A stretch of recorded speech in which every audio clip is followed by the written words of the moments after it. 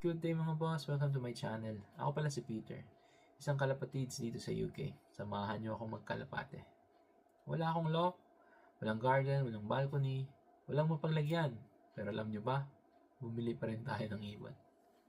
Actually, hindi natin binili. Napanalunan sa auction. Katatapos lang kasi ng Huddersfield Manlow Race dito sa Derbyshire, England. At saka pina-auction nila yung mga nakatapos na ibon. Ngayon, gusto ko lang naman maging parte ng auction eh.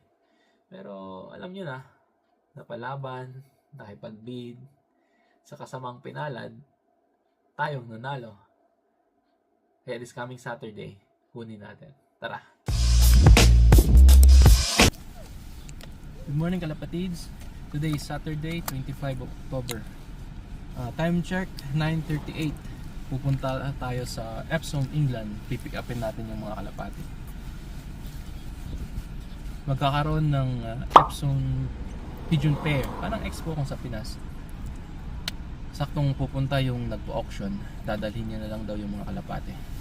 So, Epsom is more than an hour drive. Pero nakatipid na tayo doon. Kesa naman sa pupunta tayo sa location mismo ng OLR. 3 hours drive din yun. So, tara!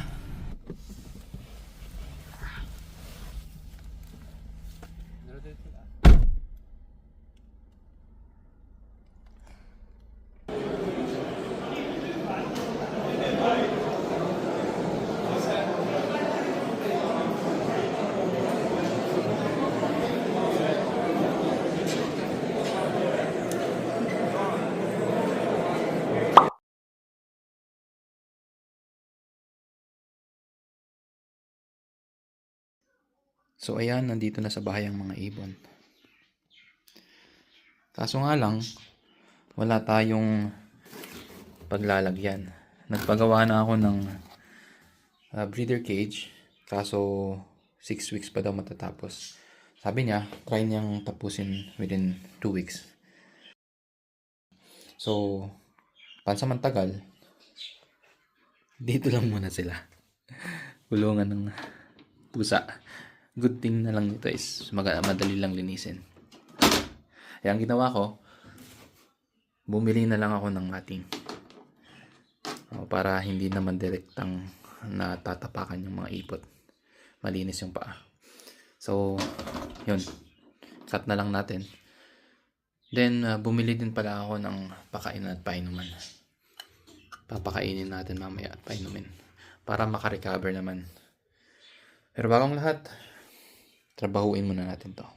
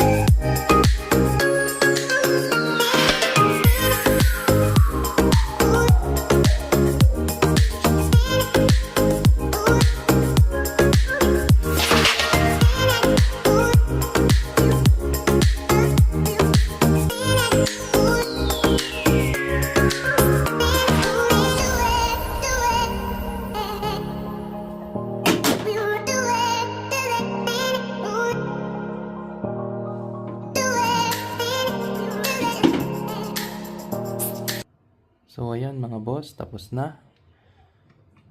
Open natin. Yan. So nilagyan ko ng newspaper, tissue, tapos yung matting para mabilis lang linisin. So lagay na rin natin to para pakainin natin mamaya. Yan. Yan yun. Sakto.